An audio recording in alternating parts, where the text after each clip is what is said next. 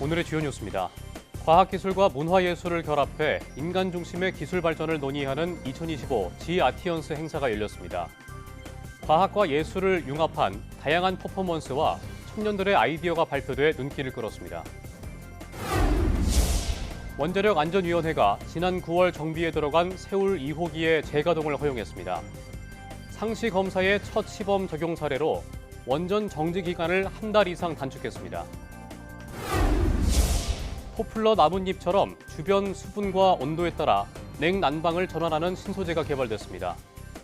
리튬 이온이 주변 수분을 흡수해 열을 방출하고 온도가 올라가면 하이드록시 프로필 셀룰로스 분자가 뭉치며 불투명해져 태양광을 반사해 냉각됩니다. 국내 연구팀이 다양한 색상의 박테리아 셀룰로스 섬유를 한 번에 생산할 수 있는 공정을 개발했습니다. 연구팀은 색을 만드는 대장균과 섬유를 만드는 박테리아를 함께 배양해 성장 과정에서 자연스럽게 색이 입혀지도록 했습니다. 여러분 안녕하십니까? 사이언스 투데이 시작합니다. 인공지능과 디지털 기술이 발전하며 우리 사회 각 분야에 큰 변화와 영향을 미치고 있는데요. 이런 가운데 과학기술과 문화예술을 결합하고 인간 중심의 기술 발전을 논의하는 국제 행사가 열렸습니다. 김은별 기자가 현장에 다녀왔습니다.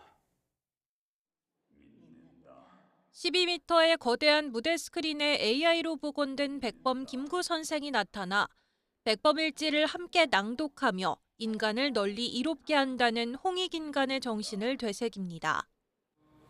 홍익인간이라는 국적 가문의 이 사람이 바로 이것이라고 믿는다.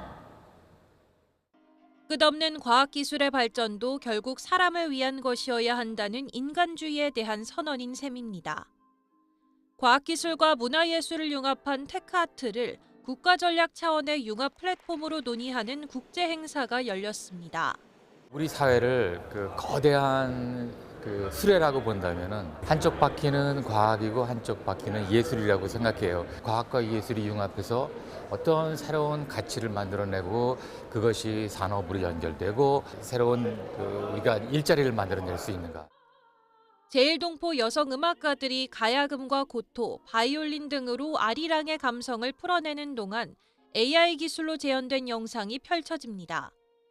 이번 행사에는 전통과 현대를 잇고 과학과 예술을 연결하는 다양한 퍼포먼스가 진행됐습니다. 빠른 속도로 갈 거라고 생각이 되고요.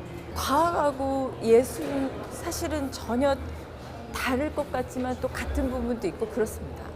뭔가 탐구하고 어떤 크리에이티브한 거를 이뤄내는 것은 공통점이 있으나 이번 행사에는 청년 창작자들의 주제 발표를 통해 과학과 예술 융합에 대한 창의적인 아이디어도 공유했습니다. 기술이 새로운 예술 표현의 도구로 확장되는 가능성을 제시하고 인간 중심의 테크아트 생태계를 어떻게 설계할 것인지에 대한 논의가 뜨거웠습니다. 인공지능과 디지털 기술이 우리 사회 모든 영역으로 확산하는 만큼 과학기술과 문화예술의 경계를 넘어 다양하게 융합하려는 시도들에 대한 기대감이 커지고 있습니다. YTN 사이언스 김은별입니다. 원자력안전위원회가 지난 9월 29일부터 원자로를 정지하고 계획 예방 정비에 들어간 세울 2호기의 재가동을 허용했습니다. 세울 2호기는 원전 운전 중에도 검사를 실시해 효율을 높이는 상시 검사의 첫 시범 적용 사례로 원전 정지 기간을 한 달 이상 단축했습니다. 한편 지난 8월 25일부터 정기 검사를 실시한 신한울 1호 원전 재가동도 허용됐습니다. 원안위는 상시 검사를 2027년부터 모든 원전에 확대 적용할 예정입니다. 포플러 나뭇잎처럼 주변 수분과 온도에 따라 냉난방을 전환하는 신소재가 개발됐습니다. 카이스트 송영민 교수 연구팀과 서울대 김대형 교수 연구팀은 전력 없이 스스로 열을 조절할 수 있는 유연 하이드로겔 기반 열 조절기를 개발했다고 밝혔습니다. 포플러 나무는 더울 때 뒷면을 드러내 햇빛을 반사하고 밤에는 잎에 맺힌 수분으로 열을 내보내 추위를 막는데 연구팀은 리튬이온과 하이드록시 프로필 셀룰로스를 이용해 수분과 온도를 조절하도록 했습니다. 리튬 이온이 주변 수분을 흡수, 응축해 열을 방출하고 온도가 올라가면 하이드록시 프로필 셀룰로스 분자가 뭉치며 불투명해져 태양광을 반사해 냉각 효과를 보는 장치입니다. 연구팀은 신소재를 바깥에서 실험했더니 기존 냉각 소재보다 여름에는 최대 3.7도 더 낮고 겨울에는 최대 3.5도 더 높은 온도를 유지했다며 전기를 이용한 냉난방이 어려운 환경에서 활용될 수 있다고 기대했습니다. 카이스트 생명화학공학과 이상엽 교수 연구팀이 다양한 색상의 박테리아 셀룰로스 섬유를 한 번에 생산할 수 있는 공정을 개발했습니다. 박테리아 셀룰로스는 박테리아가 스스로 합성하는 천연 섬유로 순도가 높고 자연에서 분해돼 섬유를 만든 뒤 화학 염색을 거쳐야 하는 등의 여러 한계가 있던 기존 섬유를 대체할 친환경 소재로 주목받고 있습니다. 연구팀은 색을 만드는 대장균과 섬유를 만드는 박테리아를 함께 배양해 성장 과정에서 자연스럽게 색이 입혀지도록 했습니다. 그 결과 화학적 염색 없이 빨강부터 주황, 보라까지 무지개색 섬유를 친환경적으로 생산하는 데 성공했다고 설명했습니다. 지난달 카카오톡 친구 목록 등 시스템 개편으로 원성을 샀던 카카오가 이번엔 위치 공유 서비스를 도입해 도마 위에 올랐습니다. 잠시라면 몰라도 무제한으로 실시간 위치를 알 수 있어 사생활 침해 우려가 크다는 목소리가 나옵니다. 박희원 기자가 보도합니다. 지도 위에 표시된 프로필로 현재 친구가 어디에 있는지 알 수 있습니다. 지난 12일 업데이트된 카카오맵의 친구 위치 기능입니다. 자신의 위치를 공개하는 데 동의한다면 최대 10개 그룹까지 시간 제한 없이 서로 어디에 있는지 알 수 있습니다. 미성년 자녀의 위치를 확인하거나 모임 장소를 서로 공유할 때 도움을 받을 수 있다는 게 카카오 측의 설명입니다. 또 기존에도 위치 공유 기능이 있었지만 최대 6시간의 시간 제한을 풀어달라는 이용자들의 요청에 따라 확대 개편했다고 밝히고 있습니다. 하지만 친구 위치 서비스 업데이트 이후 사생활 침해 논란이 불거졌습니다. 단 한 번의 동의로 무제한으로 자신의 위치를 누군가에게 전달한다는 게 꺼림칙하다는 의견부터 연인이나 부부, 직장 내 상하관계에서는 악용될 가능성도 크다는 지적입니다. 상사나 와이프가 깔아라, 해라 라고 하면은 일반 직장 분들이나 아니면은 남편분들은 할 수밖에 없는 위치에 있기 때문에 그거는 반강제적인 게 아닌가. 앞서 친구 탭 등 대대적인 개편으로 거센 비판을 받은 카카오. 개편 후 시스템을 복구하기도 전에 또 논란에 휩싸인 셈입니다. 이른바 국민 메신저인 만큼 당장 이탈은 나타나고 있지 않지만 연이은 논란 속에 선호도는 추락하고 있습니다.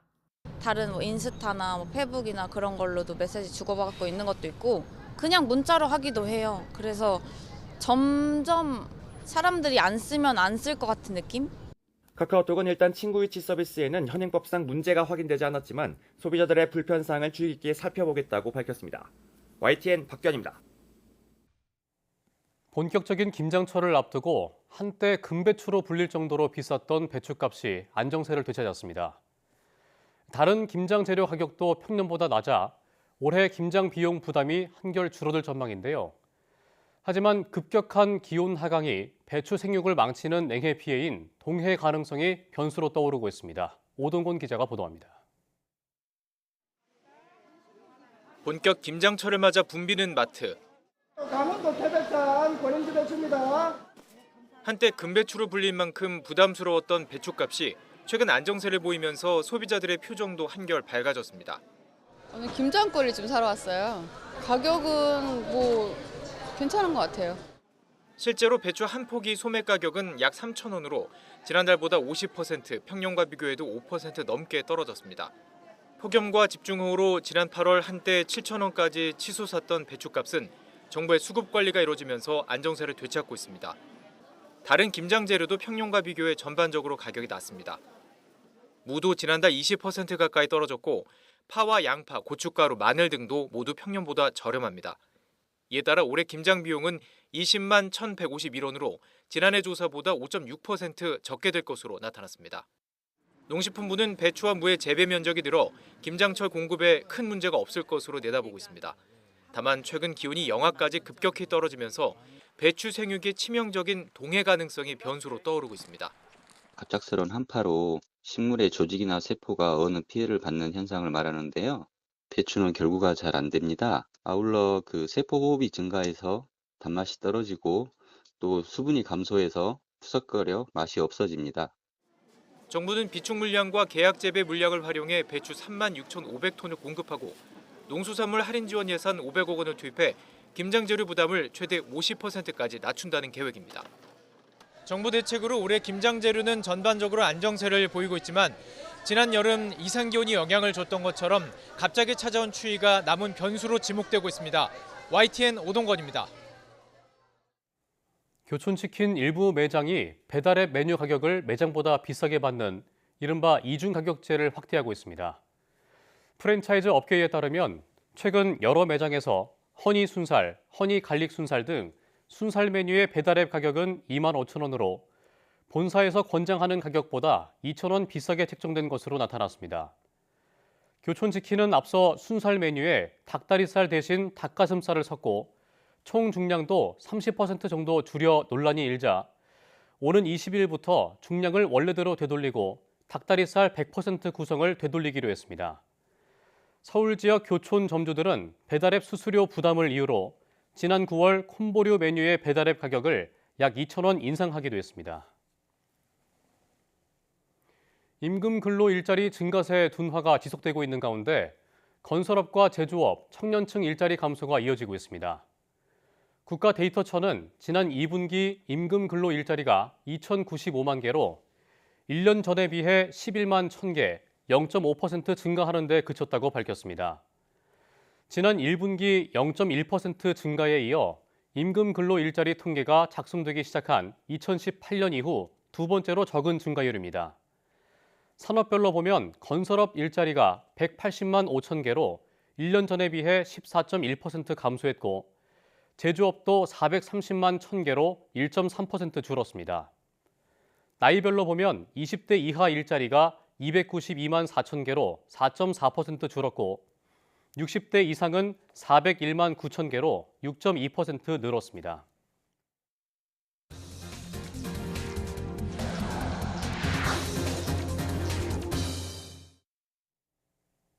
사상자 9명이 발생한 울산 화력발전소 붕괴 사고와 관련해 관계기관이 합동 감식을 벌이고 본격적인 수사에 들어갔습니다. 지난 9월 신설된 산재 전담 과학수사팀까지 투입돼 사고가 난 보일러타워 5호기 취약화 작업을 중심으로 사고 원인 찾기에 나섭니다. 오태인 기자입니다. 지난 6일 무너져 내린 울산 화력발전소 보일러타워 5호기 붕괴 현장. 안전문을 눌러쓴 경찰과 노동부 소속 수사관들이 복잡하게 얽힌 잔해로 접근합니다. 중장비도 동원돼 진입을 돕습니다. 지난 6일 노동자 7명이 숨진 붕괴 사고 원인을 밝히려는 경찰과 관계당국의 합동 감식이 열렸습니다. 1차 합동 감식은 2시간 정도 진행됐습니다. 합동 감식에 참여한 기관은 경찰, 국가수, 고용노동부, 그리고 산업안전보건공단 이렇게 4개 기관 20여 명이 참여했습니다. 합동 감식에는 경기남부청 산업재해 전담 과학수사팀도 나섰습니다. 지난 9월 신설된 산재 전담 과학수사팀이 대형 재난 현장에 투입된 건 처음입니다. 사고가 흔치 않는 대형 구조물 발파 해체 과정에서 발생해 건축 등 관련 자격을 가진 수사관을 투입해 현장 감식 전문성을 높인다는 계획입니다. 대형 철제 구조물을 폭약으로 해체하기 전 취약화 작업으로 미리 잘라놓은 지상에서 25m 지점을 중심으로 수사를 이어갑니다. 하지만 기동 한쪽은 매몰 상태로 잔해를 치워야 정확한 조사가 가능해 오랜 시간이 걸릴 것으로 내다봤습니다. CCTV상에 그 25m 지점에서 그 압력 하중을 못 견디고 이렇게 격히 구부러지면서 붕괴되기 시작했거든요. 그 부분을 발굴해가지고 직접 확인해야 되기 때문에 어느 정도 좀 시간이 소요될 걸로 예상됩니다. 국토교통부도 전문가 12명으로 사고조사위원회를 구성하고 원인 규명과 재발 방지에 나섭니다. 수사당국은 사고 원인은 물론 책임자 처벌까지 신속하고 명확하게 처리한다는 방침입니다. YTN 오태일입니다. 지난해 근로자 2명이 숨진 서울 구로역 작업자 열차 충돌 사망 사고는 여러 원인이 겹친 인재로 드러났습니다. 조사 결과 작업 통제 체계가 미흡했고 정보 공유도 엉터리였습니다. 차유정 기자가 보도합니다. 지난해 8월 9일 새벽 2시 16분 지하철 1호선 구로역. 전철 모터카 작업대를 펼치고 작업하던 근로자들이 옆 선로에서 달려오던 선로 점검차와 부딪혀 2명이 숨졌습니다. 1년 넘는 조사 결과 사전 승인 없는 작업이 직접 원인으로 드러났습니다. 이 작업은 9번 선로까지 하겠다고 승인받았는데 바로 옆 10번 선로 쪽 절연 시설물 교체 작업을 했던 점이 1차 원인이었다는 조사위원회의 설명입니다. 하지만 복합적으로 얽힌 구조적인 문제도 심각했습니다. 우선 사고 지점의 작업 통제 체계가 허술했습니다. 구로역은 9번 선까지는 구로역에서 관리를 맡고 10, 11번 선은 영등포역과 금천구청역 등 다른 역사에서 관리하고 있습니다. 열차가 진입하면 작업자가 조심할 수 있도록 주의사항이 전달돼야 하지만 역사의 소통도 없었고 이 때문에 임시열차가 지나갈 때 어느 역도 통제를 하지 않았습니다. 정보 공유 체계도 엉터리였습니다. 해당 전기사업소 전철부서는 열차가 임시 운행한다는 명령을 받고도 관련자들이 볼 수 있는 전산체계에 등록하지 않았습니다. 때문에 작업자 등 관련자들은 열차 운행 정보를 아예 알지 못했습니다. 결국 총체적인 안전 시스템 부실로 빚어진 인재였던 셈입니다. 조사위는 코레일의 승인된 범위 내에서만 작업하도록 관리를 강화하라고 권고했습니다. 사조위는 이번 권고사항이 현장에서 신속히 이행될 수 있도록 지속적으로 점검할 계획이고요. 또한 유사 사고가 일어나지 않도록 관리 체계를 강화하고 무엇보다 핵심인 소통 강화를 위해 관내 작업자에게 열차 운행 상황이 통보되도록 관련 규정을 재정비할 것도 강조했습니다. YTN 차유정입니다. 최근 3년간 발생한 중대산업재해 사망자의 63%가 하청 노동자로 밝혀져 이른바 위험의 외주화 현상이 두드러졌습니다.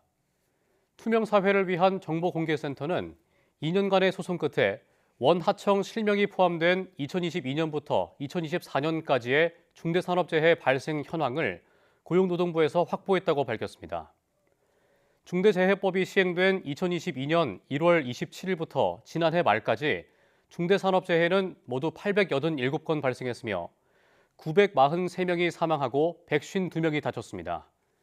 특히 사망자 602명, 63.8%가 하청 노동자로 파악됐고 사고의 62.2%가 하청에서 발생한 것으로 나타났습니다.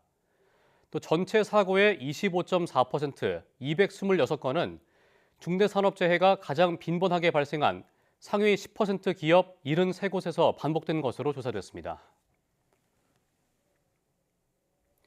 경기도엔 생활 속 위험 요소를 무료로 진단해주고 어떻게 조치하면 좋은지 방안까지 제시하는 안전 예방 핫라인이라는 게 있는데요.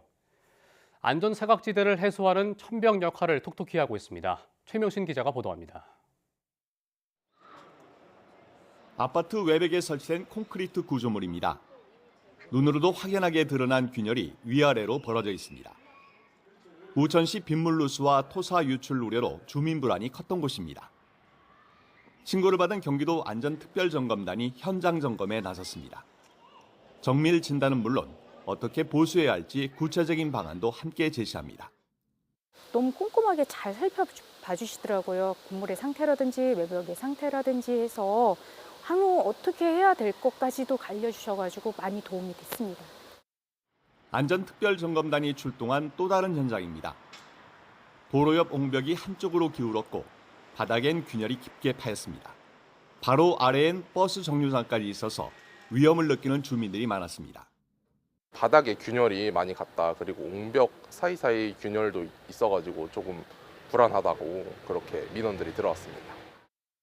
성남시는 안전예방 핫라인에 기술 자문을 요청했고 현재는 줄눈 보강과 상부 재포장 등 보수 공사를 진행하고 있습니다. 이처럼 올해 1월부터 9월까지 진행된 무료 점검은 모두 380여 건에 달합니다. 신청자의 80%가 만족한다고 응답할 정도로 만족도도 매우 높습니다. 점검단은 드론과 첨단 소프트웨어를 활용해 위험 요소를 꼼꼼히 살피고 있습니다. 혹시라도 이제 건물이 지반이 약해가지고 기울어진다든지 이런 경우들은 저희들이 이제 매년 사후 관리라고 그래서 주기적으로 점검을 하고 있는데 무료 안전 점검 신청은 전화나 홈페이지, 카카오톡 채널을 통해 연중 24시간 언제든 가능합니다. YTN 최명신입니다. 식품의약품안전처는 기준치를 초과한 세균이 검출된 영유아 이유식 판매를 중단하고 회수 조치한다고 밝혔습니다. 에코맘의 산골 이유식이 만들어 판 고구마 멸치 진밥으로 제조일자가 2025년 11월 10일로 표시된 제품 625개가 회수 대상입니다. 식약처는 검사한 시료 5개가 모두 세균 최대 허용 한계치를 초과해 부적합했다면서 업체를 관할하는 경남 하동군청이 신속히 회수 조치하게 하고 제품을 구매한 소비자는 구입처에 반품해달라고 당부했습니다. 최근 제주도 해안가에서 차 봉지에 든 신종 마약 케타민이 대규모로 발견됐는데요. 케타민을 포함해 클럽이나 유흥업소 등에서 불법 유통되는 이른바 클럽 마약 밀수 적발량이 최근 5년 사이 7배 넘게 급증했습니다. 주요 발송국은 유럽으로 우리나라가 국제 마약 조직의 새로운 표적이 된 것으로 보입니다. 최아영 기자가 보도합니다. 세관 직원이 여행 가방을 열자 수상한 봉지들이 나옵니다. 뭐가 시커매? 뭐가 이상하다. 봉지를 뜯자 나온 건 다름 아닌 마약입니다. 클럽 마약으로 불리는 케타민 24kg, 80만 명이 동시에 투약할 수 있는 양이 적발됐습니다. 지난해 또 다른 여행객 가방에선 입욕제로 둔갑한 케타민이 무더기로 나왔습니다. 최근 케타민과 엑스터시 등 이른바 클럽 마약 밀수가 눈에 띄게 늘고 있습니다. 5년 사이 적발 건수는 줄었지만 적발량은 15.8kg에서 115.9kg으로 7.3배 늘었습니다. 밀수 규모가 커지고 있다는 뜻입니다. 올해 적발량은 무려 232만 명이 동시에 투약할 수 있는 양입니다. 특히 클럽 마약 가운데서도 케타민 증가세가 두드러졌습니다. 올해 적발량만 101.9kg으로 5년 사이 17.3배 급증했고 밀수 적발 건수도 15배나 늘었습니다. 케타민의 90% 이상은 특송 화물과 여행자 수화물을 통해 들어왔는데 주요 발송국은 유럽이었습니다. 프랑스, 영국, 독일 등으로 유럽 내에서 활동하는 국제 마약 조직이 새로운 시장 개척을 위해 수요가 증가하고 있는 한국으로 밀반입을 시도하는 것으로 보입니다. 관세청은 클럽 마약 밀수 증가가 청년층 수요 확산으로 이어질 가능성이 큰 만큼 우범 여행자와 특송 화물 등을 집중 검사할 계획입니다. 또 주요 마약 발송국과 공조 체계도 강화할 방침입니다. YTN 최아영입니다. 국제 택배로 마약을 들여오거나 주택가에서 직접 대마를 재배해 유통한 외국인들이 무더기로 경찰에 붙잡혔습니다. 무려 100명이 넘게 검거됐는데 절반 이상이 불법 체류 신분이었습니다. 김기수 기자입니다. 경찰과 세관 직원이 국제 택배로 공항에 들어온 물건들을 살핍니다. 사인펜을 분해하자 안에는 마약의 일종인 야바가 발견됩니다. 동남아에서 유행하는 야바를 문구류 속에 숨겨 국내로 밀반입하려다 덜미가 잡힌 겁니다.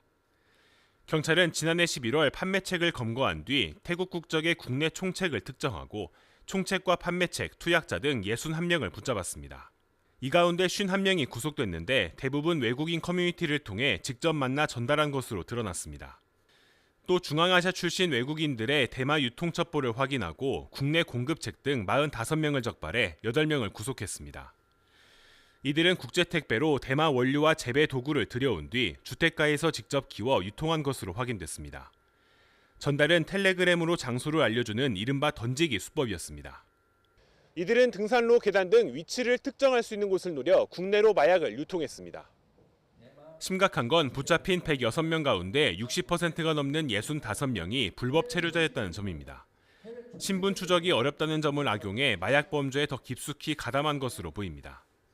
이번에 검거한 외국인 마약 사범 중 대다수의 불법 체류자가 포함되어 있습니다. 야바의 경우 61명을 검거했는데 60명이 불법 체류자이고 대마의 경우에는 45명을 검거했는데 5명이 불법 체류자였습니다. 마약 밀반입은 육지와 바다를 가리지 않고 있는데 최근 국내 해안가에서 중국 차포장 형태로 위장된 마약류가 발견되기도 했습니다. 경찰은 국제 택배를 통한 밀반입은 물론 해경과 공조해 해안가 마약 유입 차단을 위한 특별 단속을 이어갈 계획입니다. YTN 김기수입니다.